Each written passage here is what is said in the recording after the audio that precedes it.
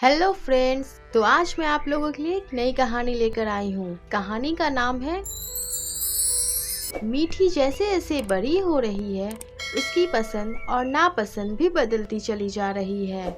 जहाँ वो छोटे होने पर हर प्रकार का खाना खाती थी, लेकिन अब इतनी चूजी हो गई है जिससे मम्मी को परेशानी हो गई है कि आखिर उसके लिए क्या बनाए। जब भी मम्मी कुछ बनाती तो मीठी को पसंद ही नहीं आती और वो बार बार मम्मी से एक ही बात बोलती रहती। मम्मी, अनुष्का तो अपने टिफिन में अलग अलग ब्रेकफास्ट लेकर आती है, जैसे पास्ता, नूडल्स, चिप्स होता है, जो मुझे भी खाना पसंद है, लेकिन आप मुझे कभी भी टिफिन में वो सारी चीजें नहीं देती। मम्मी कहती है, लेकिन बेटा वो सारी चीजें तुम्हारी सेहत के लिए बिल्कुल अच्छी नहीं है। खाने में तो वो तुम्हें अच्छी लगेंगी, लेकिन स्वास्थ्य के ऊपर कितना बुरा असर होगा तुम खुद सोच सकती हो। मीठी कहती है, लेकिन मम्मी मैं आपके खाने से बोर हो चुकी हूँ। मुझे अब आपका खाना अच्छा नहीं लगता। जब देखो एक ही प्रकार का खाना रहता है। मीठी की बातों से मम्मी को समझ ही नहीं आता कि आखिर वो मीठी के लिए क्या बनाए। मम्मी चाहती है कि मीठी हमेशा पौष्टिक खाना खाए ताकि उसे आगे जाकर कोई समस्या ना हो।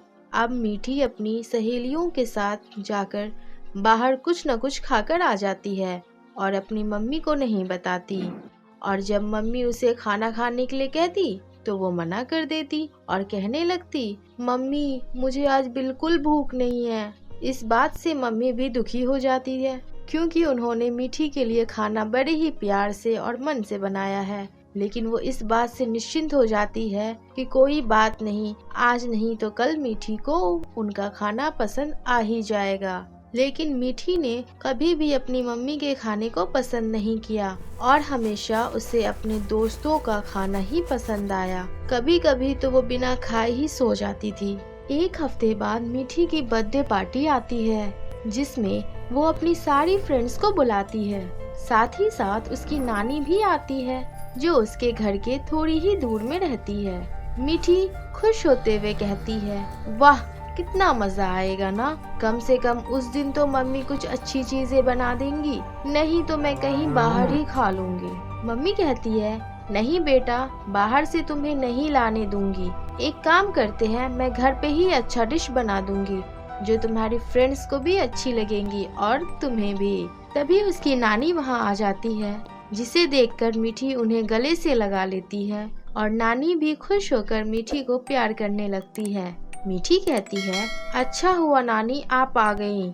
अब आप ही मम्मी को समझा दीजिए कि बर्थडे में मुझे अच्छी अच्छी डिश बना देंगी जो मेरे फ्रेंड्स को अच्छी लगे। नानी कहती है, हाँ हाँ क्यों नहीं बेटा, मैं आ गई हूँ ना, तेरी माँ को बता दूंगी कि क्या बनाना है।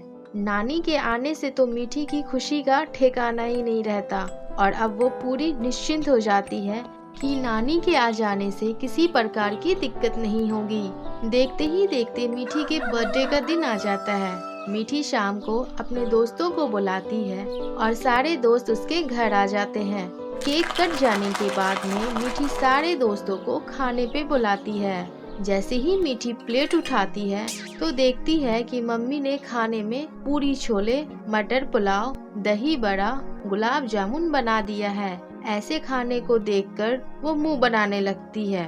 मम्मी कहती है, क्या हुआ बेटा? मीठी अपनी मम्मी से बात नहीं करती और वो मुंह घुमाकर दूसरे कमरे में चली जाती है। उसी वक्त वहाँ पर नानी आ जाती है और मीठी को मनाने लगती है। मीठी कहती है, देखिए ना नानी, मैंने तो मम्मी से कहा था कि ऐसी डिश बना दे जो मेरे दोस्तों को पसंद आए। उनकी पूरी छोले और गुलाब जामुन देखकर मेरे दोस्त खुश नहीं हुए। नानी कहती है, ऐसा तुमसे किसने कहा? तुम्हारे दोस्त खाना देखकर खुश नहीं हुए? वो देखो बेटा, तुम्हारे दोस्त कितने प्यार से तुम्हारी मम्मी के हाथ का बना हुआ खाना खा रहे हैं। मीठी की दोस्त कीर्ति वहाँ आती है और मीठी से कहती है, वाओ मीठी, तुम्हारी मम्मी के हाथों में तो जादू है। पूरी छोले और दही बड़े के क्या कहने, पूरा खाना बहुत ही स्वादिष्ट है।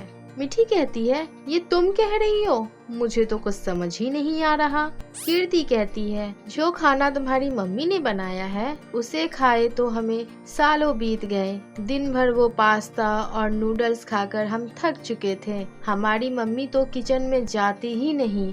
हमारे घर का खाना बनाने वाली दीदी बना देती है, और वो भी बिल्कुल बेस्वाद। तुम्हें तो खुश होना चाहिए कि तुम्हें तुम्हारी मम्मी के हाथ का खाना मिल रहा है। ऐसी बात सुनकर मीठी को अपनी माँ पर प्यार आ जाता है और वो दौड़कर अपनी मम्मी को प्यार करने लगती है।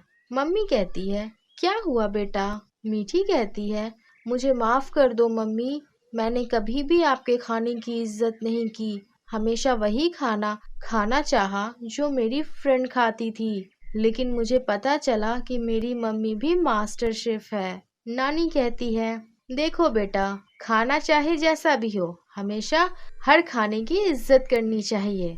तभी मीठी कहती है, हाँ नानी, अब मैं समझ चुकी हूँ। मैंने बहुत बड़ी गलती करी थी, अपनी मम्मी को खाने के लिए परेशान कर दिया।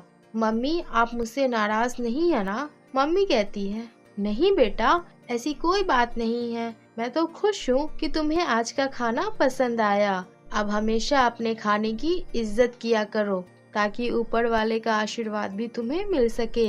उसके बाद मीठी बड़े चाव से पूरी छोले, दही बड़े और गुलाब जामुन का आनंद लेने लगती है। वहाँ पर नानी और मम्मी को भी बुला लेती है। तो बच्चों, अगर आपको हमारी कहानी पसंद आए तो इसे लाइक, सब्सक्राइब और शेयर करना ना भूलें।